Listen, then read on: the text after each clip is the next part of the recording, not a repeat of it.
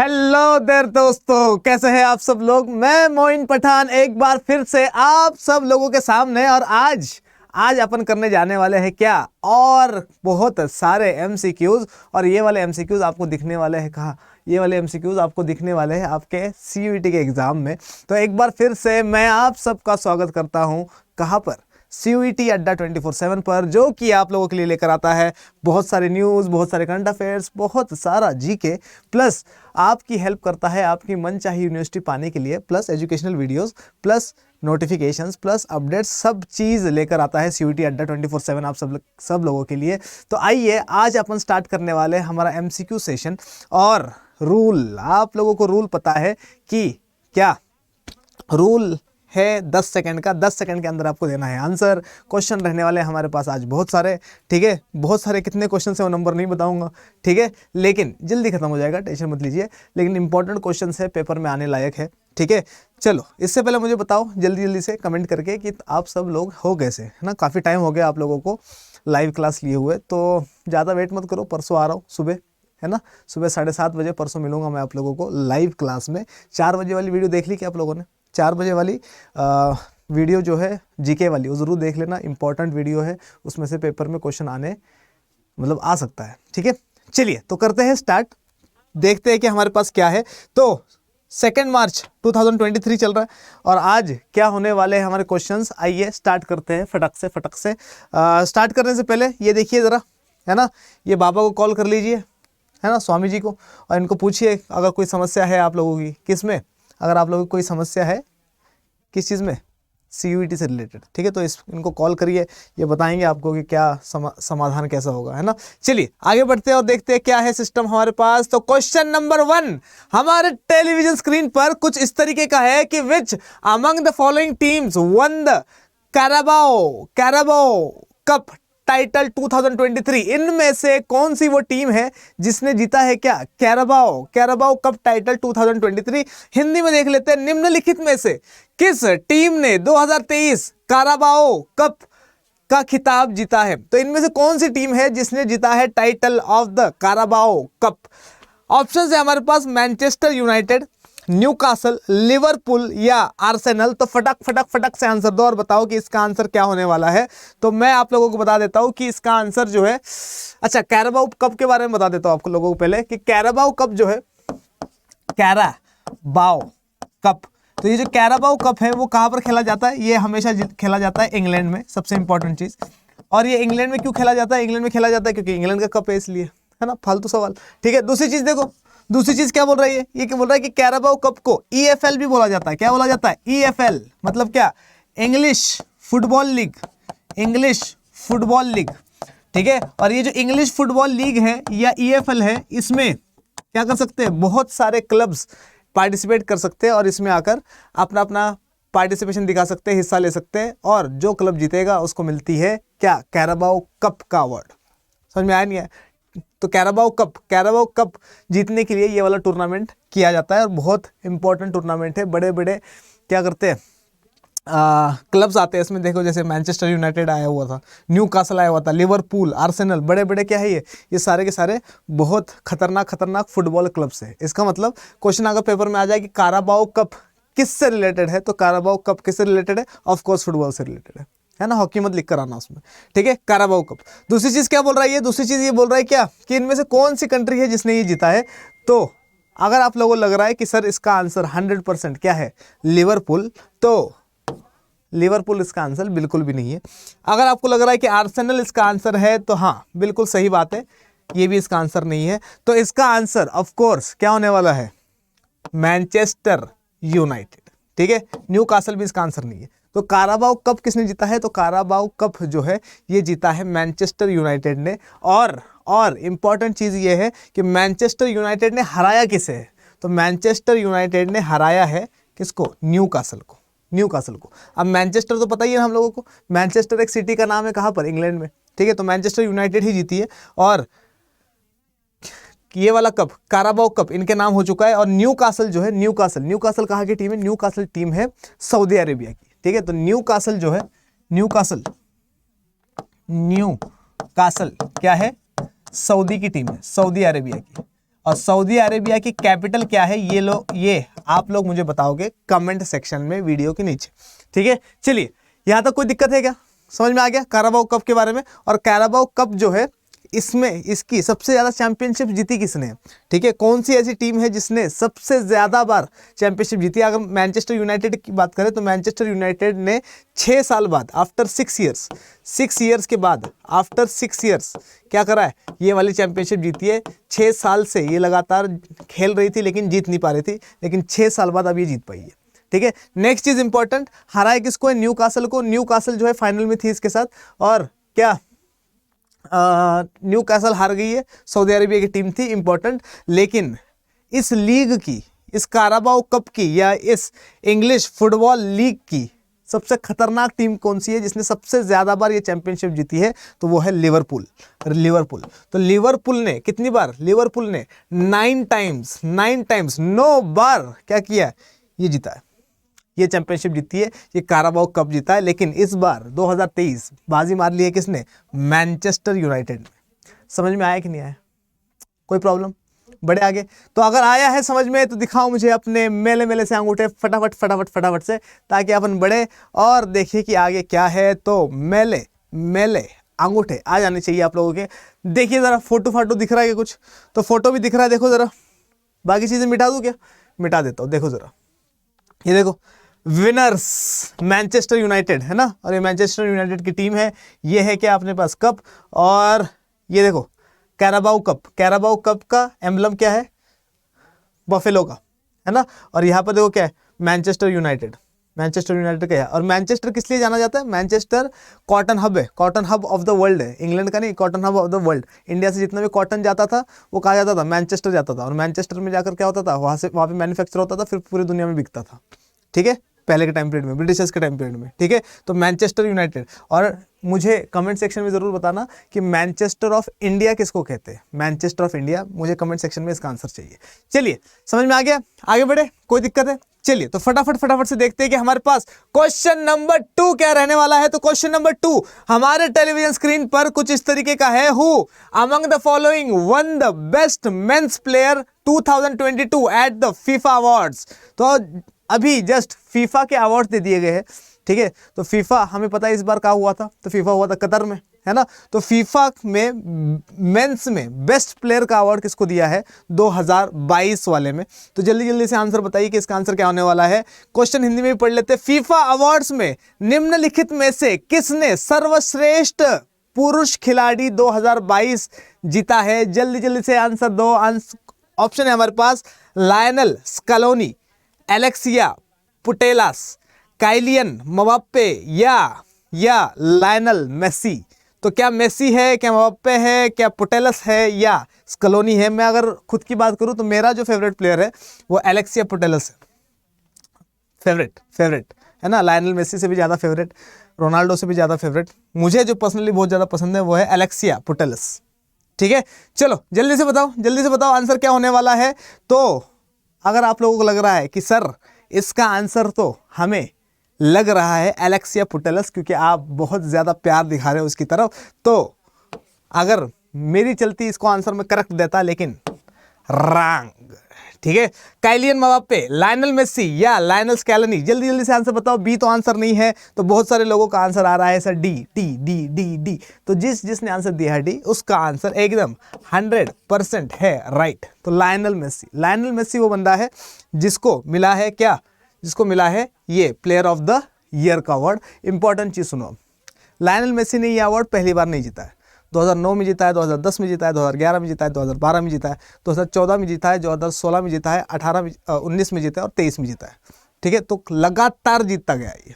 ठीक है, दूसरी चीज इंपॉर्टेंट सुनो, दूसरी चीज इंपॉर्टेंट क्या है, ये जो एलेक्सा पुटेलस, ठीक है, ये फीमेल है, मेल नहीं है, तभी तो पसंद है ना। देखो इधर दूसरी चीज ये इसको विमेन कैटेगरी में लगातार दूसरे साल मिला है क्या, लगातार दूसरे साल इसको मिला है क्या, विमेन्स बेस्ट प्लेयर अवार्ड।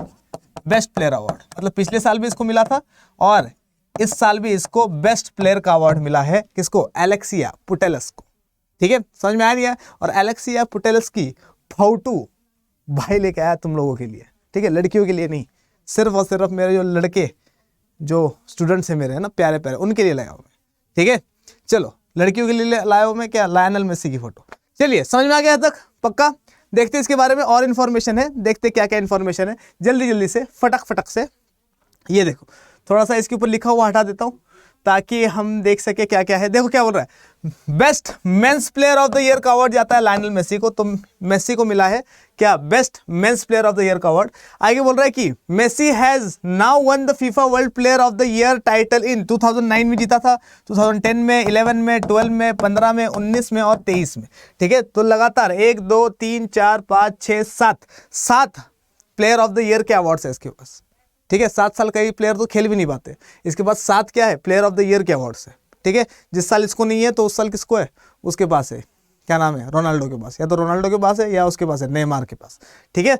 आगे क्या बोल रहा है, best women's player of the year, best women's player of the year कौन है, एलेक्सिया पुटेलस, एलेक्सिया पुटेलस। और एलेक्सिया पुटेलस जो है वो कहाँ की है, वो स्पेन की खिलाड़ी है। मेसी का तो हमें पता ही है अर्जेंटीना का है ना, और ये कहाँ की है, स्पेन की है। आगे क्या बोल रहा है, she one the award for a second straight year, मतलब पिछले साल भी इसी ने जीता था women's player of the year, इस साल भी इसी ने जीता है, ठीक है। आगे क्या बोल रहा है, best fans award, best fans award किसको मिला है, सबसे अच्छे फैंस कहाँ के थे, है ना, सबसे ज्यादा सपोर्ट किस कंट्री के फैन ने दिखाया, तो सबसे ज्यादा, अब देखो अर्जेंटीना ही जीती है, तो अर्जेंटीना जीती है तो इसका मतलब क्या, बेस्ट फैंस अवार्ड किसको मिलना चाहिए, ऑफकोर्स अर्जेंटीना को मिलना चाहिए, क्योंकि हर जगह पे बहुत ज्यादा सपोर्ट दिया है अर्जेंटीना के फैंस ने। फेयर प्ले अवार्ड, तो फेयर प्ले अवार्ड किसको मिला, तो जॉर्जिया का एक खिलाड़ी है, जॉर्जिया का, है ना। जॉर्जिया की कैपिटल बताना मुझे, ठीक है, कमेंट सेक्शन में, कैपिटल क्या है जॉर्जिया की, तो जॉर्जिया की कैपिटल क्या है, जॉर्जिया का एक खिलाड़ी है जिसका नाम है लुका, लुक्का नहीं, लुका, लुका लोकोसविली, ठीक है। तो लुका लोकोसविली जो है, इसको मिला है फेयर प्ले का अवार्ड। ये कभी पेपर में नहीं पूछा जाएगा फेयर प्ले का अवार्ड, तो याद नहीं भी करोगे तो भी चल जाएगा, ठीक है। बेस्ट मेंस कोच का अवार्ड किसको मिला है, बेस्ट प्लेयर किसको मिला था, लायनल मेसी, ठीक है। लायनल मेसी के ही कोच को, मतलब अर्जेंटीना के ही कोच को क्या मिला है, बेस्ट मेंस कोच का अवार्ड मिला है, मतलब लायनल स्कैलोनी को, लायनल स्कैलोनी को। दोनों के नाम सेम, दोनों के देश सेम, एक को best men's player of the year, एक को best coach player of the year, ठीक है। आगे क्या बोल रहा है, बेस्ट वुमेन्स कोच किसको मिला है, तो बेस्ट वुमेन्स कोच जो है वो मिला है सरीना वेगमान को, सरीना वेगमान, ठीक है। और बेस्ट गोल का, अब देखो बेस्ट गोल का जो अवार्ड दिया जाता है उसको बोला जाता है पुक्कस अवार्ड। क्या बोला जाता है, पुक्कस अवार्ड। तो पुक्कस अवार्ड का टाइटल जो है, सॉरी, पुक्कस अवार्ड किसको मिला है, तो वो मिला है मार्सिन ओलेक्सी को, मार्सिन ओलेक्सी। समझ में आया नहीं आया, अरे बताओ भैया, इसका स्क्रीनशॉट वगैरह ले लेना, वरना मैं प्रोवाइड करवा दूंगा तुम्हें पीडीएफ, तो वहाँ से इसको क्या कर लेना, रट लेना। पेपर में यहाँ से क्वेश्चन आने के चांसेस बहुत ज़्यादा हाई है, ठीक है, आ सकता है क्वेश्चन, तो ज़रूर ब ज़रूर इसको पढ़ के जाना, बिना पढ़े मत जाना, ठीक है। कम से कम मेल वाला प्लेयर और फीमेल वाली प्लेयर कौन है, मेल वाला तो याद ही रहेगा तो क्वेश्चन आएगा नहीं, क्योंकि सबको पता होगा इसका आंसर, ठीक है। फीमेल वाला आ सकता है, एलेक्सिया, है ना, कहा गई एलेक्सिया पुटेलस, ठीक है। चलो तुम लोग रेडी हो फोटो देखने के लिए, नहीं हो मत देखो, मैं देख लूँगा। रेडी, अगर हो रेडी तो दिखाओ मुझे अपने अंगूठे फटक फटक फटक फटक से, और नहीं हो रेडी तो कोई बात नहीं, आंखें बंद कर लो, मैं तो दिखाऊंगा, ठीक है। देखो फटक से। तुम्हें कहा लगा बे, लड़की की फोटो लेके आऊंगा मैं तुम्हारे लिए, है ना। ये देखो मेसी, इसको मिला है अवार्ड, और किसी को कुछ अवार्ड नहीं मिला है, ठीक है। अच्छा, दुखी हो गए क्या, अरे दुखी मत हो, भाई लेके आया है, भाई लेके आया है तुम्हारे लिए, ये देखो, टैन एलेक्सिया पुटेलस, ठीक है। लगातार दूसरी बार क्या बनी है, फीमेल प्लेयर, बेस्ट प्लेयर का अवार्ड मिला है इसको फीफा में। समझ में आ रही नहीं यार, और कहाँ की है, स्पेन की है। आगे बढ़े अब, ठीक है, ज्यादा घूरो मत, आगे बढ़ते हैं क्वेश्चन नंबर 3 पे। और क्वेश्चन नंबर 3 हमारे टेलीविजन स्क्रीन पर कुछ इस तरीके का है, who has been recently appointed as the secretary general of FICCI। तो FICCI का रिसेंटली सेक्रेटरी जनरल कौन बंदा बना है, जल्दी से आंसर दो। हिंदी में पढ़ लेते हैं, हाल ही में FICCI का महासचिव किसे नियुक्त किया गया है। तो ऑप्शन है हमारे पास, शुभ्रांकांत पांडा ही है, ये पांडे नहीं है, ठीक है। शुभ्रकांत पांडा, घनश्याम दास बिरला, शैलेश पाठक या अरुण चावला, ठीक है। तो जल्दी बताओ क्या इसका आंसर है, पांडा या बिरला या पाठक या चावला, फटाफट फटाफट से आंसर दो और बताओ कि इसका आंसर क्या होने वाला है। किसको FICCI का बना दिया है, क्या बना दिया गया है, सेक्रेटरी जनरल। जल्दी से बताओ, शुभ्रकांत पांडा, घनश्याम दास बिरला, शैलेश पाठक या अरुण चावला। अगली बार ना एक कमेंट, एक में ऐसा कुछ आएगा ना दोबारा, ठीक है, एक में बाबूराव गणपतराव आपटे भी लेकर आऊंगा मैं, ठीक है, ऑप्शंस में। चलो जल्दी बताओ आंसर क्या होने वाला है, तब तक मैं तुम लोगों को बता देता हूं कि चलो आंसर बता दो, ठीक है, क्या इसका आंसर होने वाला है। फटक से फटक से फटक से, क्या आपको लग रहा है कि सर इसका आंसर जो है वो हमें पता नहीं क्यों क्या लग रहा है, घनश्याम दास बिरला, तो बिल्कुल गलत है, क्योंकि घनश्याम दास बिरला जो है ये क्या था, FICCI का फाउंडर है। FICCI का क्या है, ये बंदा फाउंडर है। और FICCI कब फाउंड हुआ था, तो FICCI फाउंड हुआ था 1927 में, 1927 में, ठीक है।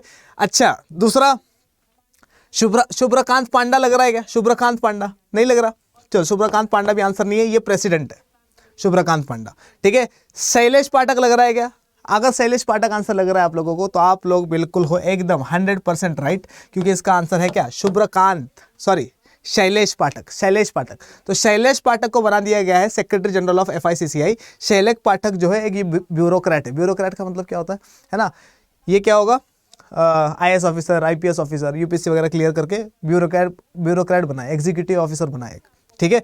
तो एग्जीक्यूटिव ऑफिसर था, अब इसको बना दिया गया है क्या, अब इसको बना दिया गया है FICCI का सेक्रेटरी जनरल।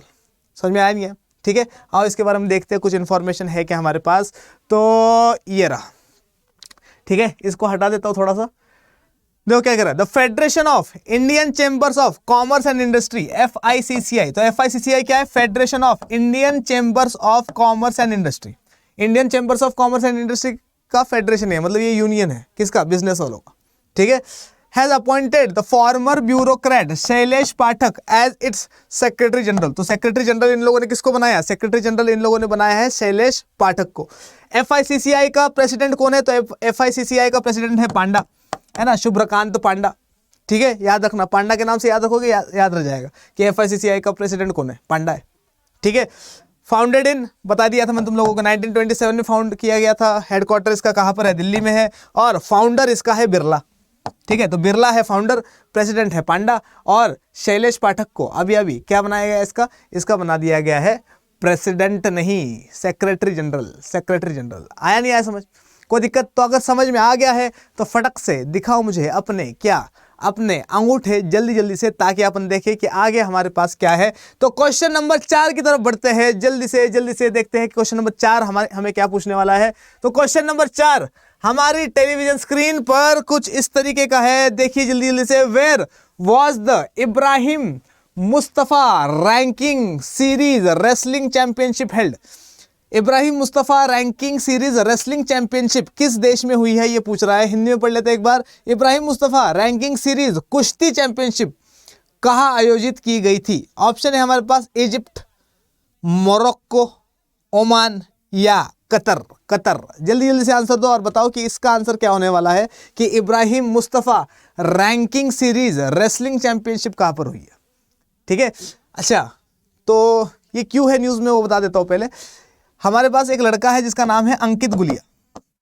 अंकित गुलिया, तो अंकित गुलिया इंडिया की तरफ से गया था यहाँ पर लड़ने के लिए, है ना, मतलब कुश्ती लड़ने के लिए, ठीक है। और इसका यहाँ पर आया है ब्रॉन्ज।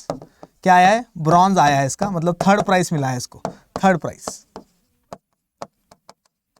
ठीक है। 3rd प्राइज मिला है किसको, अंकित गुलिया को, ये चीज इंपॉर्टेंट है। दूसरी चीज क्या है, दूसरी चीज है कि अंकित गुलिया को हराया किसने, तो अंकित गुलिया हार गए थे जॉर्जिया के एक पहलवान से, जॉर्जिया। और जॉर्जिया का कैपिटल मैंने पहले पूछा था, आप लोगों ने लिखा नहीं लिखा अभी तक कमेंट सेक्शन में, नहीं लिखा है तो जरूर लिखना, जॉर्जिया।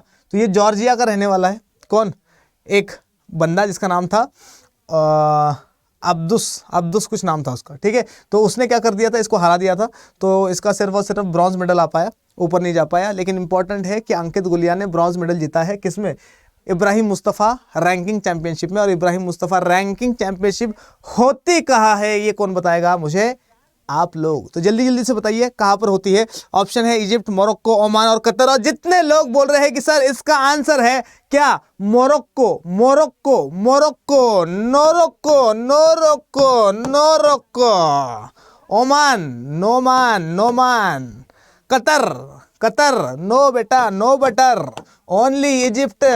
ठीक है, क्या आंसर है इसका? इजिप्ट। तो इजिप्ट का पहलवान था जिसका नाम है इब्राहिम मुस्तफ़ा, खतरनाक पहलवान था, उसी के नाम पे ये चैंपियनशिप होती है। और इस चैंपियनशिप में थर्ड रैंक आया है किसका? अंकित गुलिया का, जो कि इंडिया को रिप्रेजेंट कर रहा था वहाँ पर, और इसका आया है ब्रॉन्ज मेडल। समझ में आया नहीं आया? मोरक्को की कैपिटल क्या है ये आप लोग बताओगे मुझे कहाँ पर? कमेंट सेक्शन में, कि मोरक्को की क्या कैपिटल है। आया नहीं आया समझ में? ठीक है, इजिप्ट की कैपिटल तो पता ही है आप लोगों को, शायद नहीं पता तो लिख देना। ओमान की भी बता देना मुझे, और कतर की भी बता देना कि इनकी कैपिटल क्या है। मोरक्को की जरूर लिखना कमेंट सेक्शन में, मुझे देखना कितने लोगों को आता है, क्योंकि अगर नहीं आता तो तुम लोग गूगल करोगे और गूगल करके लिखोगे, कम से कम सेटिस्फेक्शन तो हो जाएगी कि तुम लोगों ने कुछ प्रोडक्टिव काम किया है। समझ में आया कि नहीं आया? तो अगर आया है समझ तो दिखाओ फटक से मुझे अपने क्या अंगूठे, ताकि अपन बड़े आगे और देखें कि अपने पास नेक्स्ट क्वेश्चन किस बारे में है। तो क्वेश्चन नंबर 5 हमारे टेलीविजन स्क्रीन पे ये रहा। ओहो, उससे पहले ये देख लो, ये है अंकित गुलिया भैया। ठीक है, और इसी को मिला है थर्ड प्राइज। कहाँ पर? देखो पीछे लिखा हुआ भी है, इब्राहिम मुस्तफ़ा, है ना, रैंकिंग सीरीज वाली चैंपियनशिप। ठीक है, तो 23 से 26 फरवरी तक हुई थी ये, और इसमें इसको क्या मिला है? Bronze prize. इंपॉर्टेंट है, इंडिया का बंदा है, बाहर गया था, जीत के आया है, ब्रॉन्ज मेडल लेकर आया है, पेपर में आ सकता है।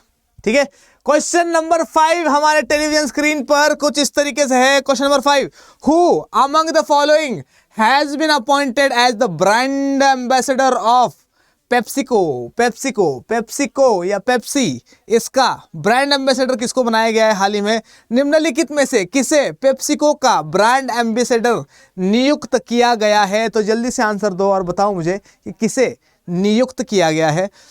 ऑप्शन है हमारे पास रणबीर कपूर, रणवीर सिंह, ये आलिया भट्ट वाला है रणबीर कपूर, और ये दीपिका पादुकोण वाला है रणवीर सिंह, विराट कोहली, अनुष्का शर्मा, जॉन अब्राहम बेचारे अभी तक सिंगल है ना। आशा करते हैं कि दुआ करिए सब लोग कि इनकी भी जल्दी से शादी हो जाए। जल्दी से बताइए कि आंसर क्या है, किसने पेप्सिको का ब्रांड एम्बेसडर किसको बनाया गया है हाल ही में? जल्दी से बताइए। तो इससे पहले थोड़ा सा मैं बता देता हूँ आप लोगों को कि क्या सोलोमन बॉय, है ना, कौन से? फुटपाथ वाले। ठीक है, वो 2019 में इनको बना दिया गया था ब्रांड एम्बेसडर। क्या बनाया था इनको? Brand ambassador of PepsiCo. ठीक है, पेप्सी या पेप्सिको के ब्रांड एम्बेसडर बना दिया गया था किसको? सलमान भाई को। ठीक है, सोलोमन भाई को 2019 में। लेकिन क्या इनको हटा दिया? अब बेटे पेप्सी बंद हो जाएगी, खतरनाक बंदा है ना, गाड़ी लेके पहुंच जाएगा। ठीक है, शिकार भी अच्छा करता है, पता ही है आप लोगों को। तो सोलोमन बॉय ये 2019 से क्या है? ब्रांड एम्बेसडर है। समझ में आया नहीं? क्या है? Brand ambassador. किस चीज़ के ब्रांड एम्बेसडर है? ये ब्रांड एम्बेसडर है पेप्सिको के, और इनको हटाया नहीं है, ये कंटिन्यू रहेंगे। लेकिन इनमें से किसी एक बंदे को नया बनाया है, एक और, मतलब 2 रहेंगे। ठीक है, तो क्या वो रणबीर कपूर है? ना रे ना। क्या है वो? विराट कोहली? ना रे ना। John Abraham? नो। सारे के सारे हैं रंग, सिर्फ एक आंसर सही है आपका, और वो है रणवीर सिंह, है ना। तो रणवीर सिंह को बना दिया गया है ब्रांड एम्बेसडर ऑफ क्या? पेप्सिको। ठीक है, और पेप्सिको जो है ये 1965 में बनी थी कंपनी, ये भी याद रखना। पेप्सी 1965 से चल रही है। ठीक है, और कोको कोला या पेप्सी के बारे में आता है हमेशा कि जब पहला साल था ना इनका, जब ये मैन्युफैक्चर होनी स्टार्ट हुई थी, तो पूरे साल में सिर्फ और सिर्फ कितनी 10 या 8 बॉटल्स बिकी थी इनकी। और आज देखो हर सेकंड में कितनी बिकती है? हज़ारों बॉटल्स बिकती है हर सेकंड में, बता रहा हूँ मैं, पूरे दुनिया भर में, है ना। पेप्सिको 1965 में बनी थी। इंपॉर्टेंट है, हेडक्वार्टर कहाँ है पेप्सिको का? तो पेप्सिको का हेडक्वार्टर है न्यूयॉर्क में, ये भी याद रखना, न्यूयॉर्क में इसका हेडक्वार्टर है पेप्सिको का। ठीक है, देखो इधर फोटो देखते हैं किसकी? रणवीर सिंह की फोटो। और रणवीर सिंह फिर से एक बार अपने, चलो आज तो फिर भी ठीक कपड़े लग रहे है ना, वरना पर्दे ही पहन के आता है ये बंदा। तो rise up baby, rise up, है ना। तो राइज अप बेबी पीछे लिखा हुआ है, ऊपर लिखा हुआ है पेप्सी, और पेप्सी का क्या बन गया है? ये ब्रांड एम्बेसडर बन गया है। बस कपड़े अच्छे पहने तो पेप्सी की भी क्या हो जाएगी। अच्छा, इसको क्यों बनाया? जब सलमान भाई थे तो इसको बनाया गया है ताकि यंग लोगों को टारगेट कर सके, है ना, to attract young people, to attract the youth. आया नहीं आया समझ? अरे बोलो भैया, आ गया। ठीक है, तो जिसका आंसर सही था वेरी गुड, कॉन्ग्रेचुलेशंस। जिसके जितने भी आंसर ठीक हो जाएंगे मुझे कमेंट सेक्शन में जरूर लिखकर बताना कि किसके कितने आंसर ठीक हुए हैं। अगर 0 भी है तो भी बता देना। क्यों? क्योंकि तुम्हें फिर गलत आंसर के सही आंसर तो पता लग जाएंगे ना, फिर रट्टा मार लेना, फिर जब मैं पूछूंगा अगली बार तो बता देना।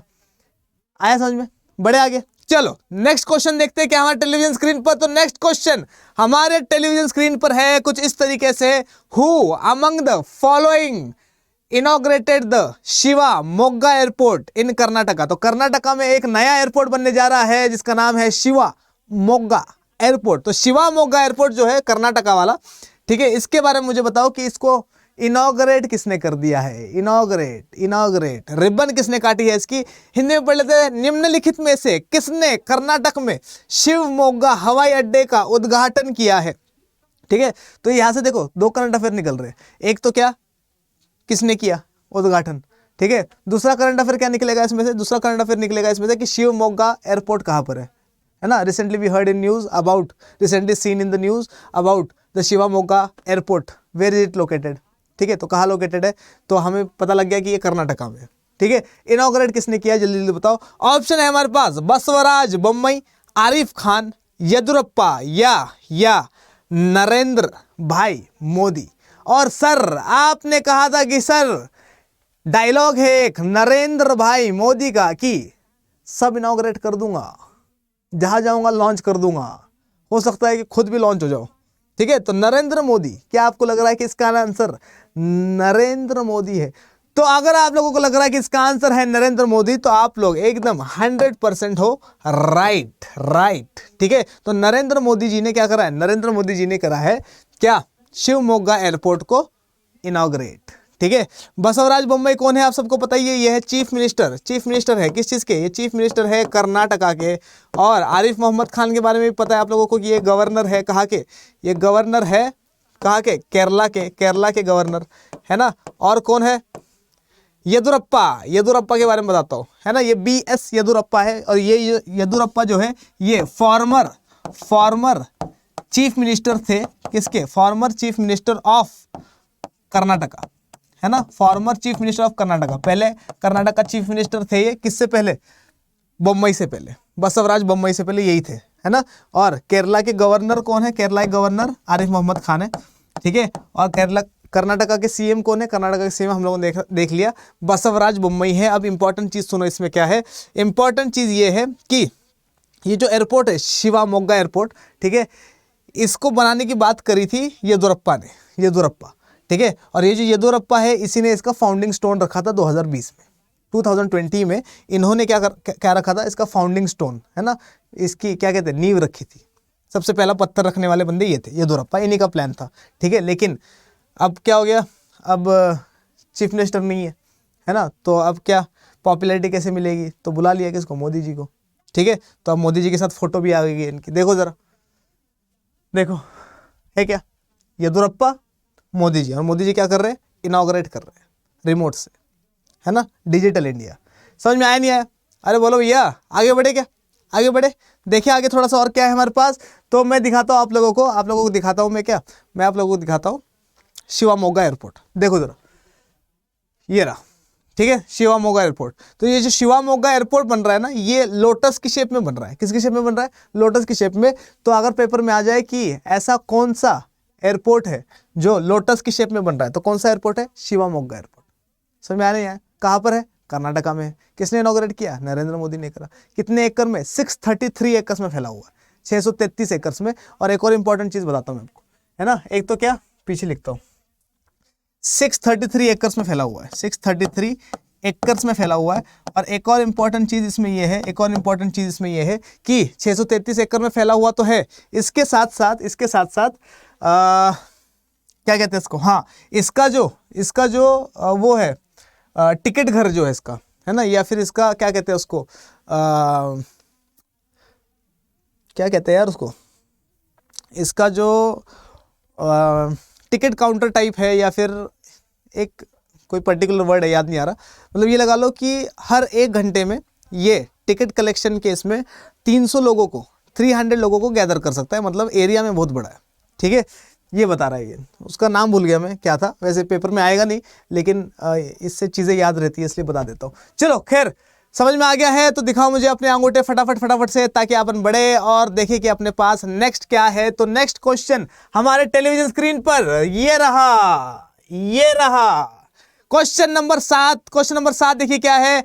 अकॉर्डिंग टू द ब्लूमबर्ग बिलियनरीज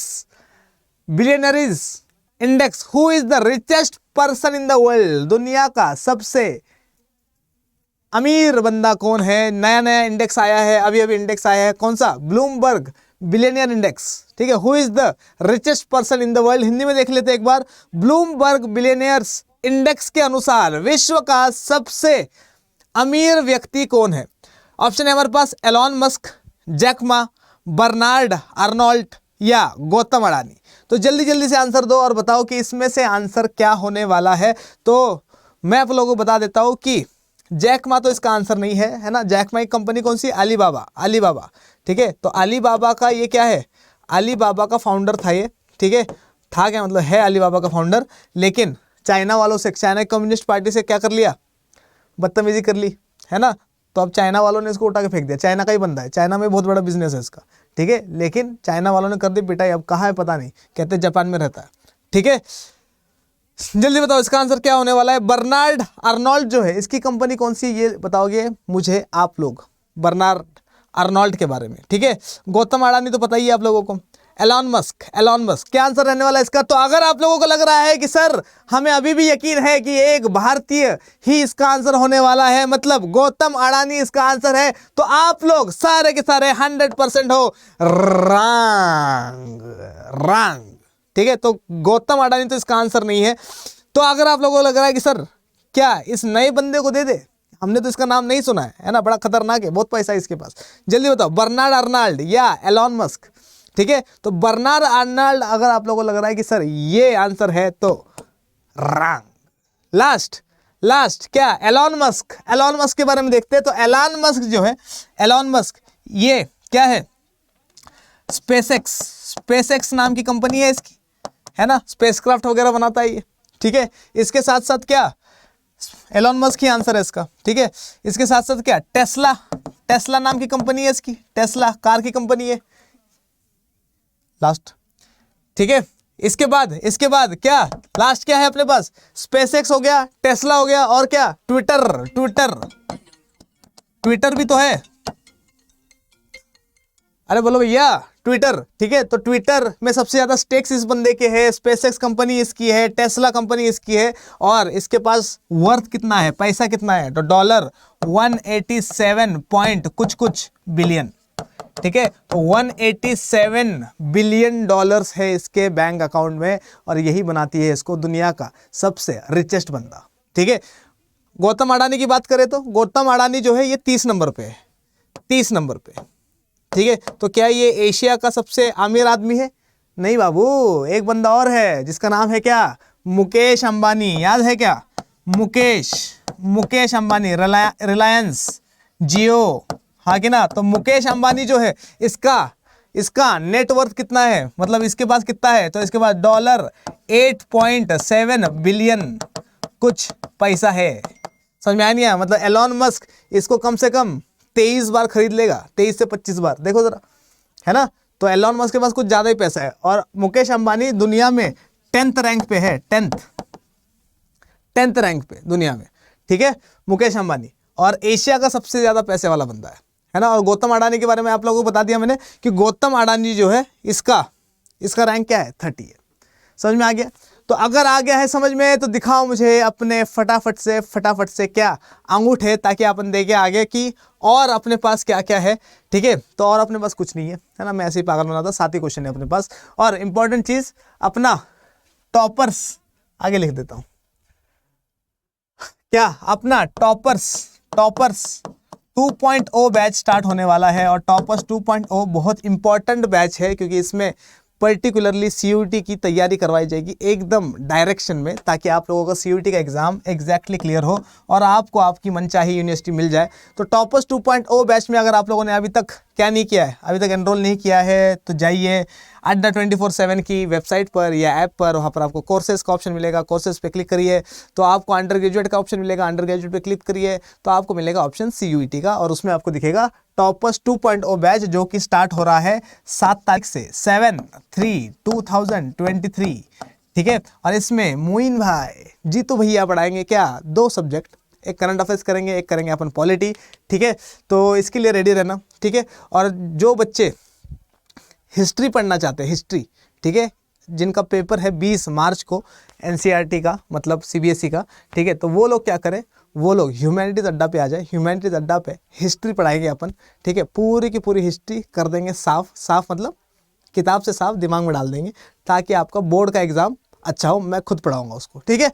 तो टॉपर्स 2.0 बैच, टॉपर्स 2.0 बैच है, इसके लिए एनरोल कीजिए। और इसके लिए एनरोल करने के लिए मेरा जो कोड है वो आपको पता ही है, Y742 अड्डा 24/7 का ये है क्या, उल्टा, और ये रहा, ये कोड लिखा हुआ है। तो अगर आप लोग ये कोड लगा दोगे तो आपको मिलेगा एक बम्पर अमाउंट का डिस्काउंट, ठीक है। चलिए, आशा करता हूँ कि आप सबको ये वाला वीडियो बहुत बहुत बहुत बहुत बहुत ज़्यादा पसंद आया होगा। तो अगर पसंद आया है तो इसको लाइक करिए, शेयर करिए, दोस्तों को दिखाइए, ठीक है, और मुझे दिखाइए बहुत सारा प्यार। आपके आपने जीतो भैया, तब तक के लिए आपको कहते हैं जय हिंद।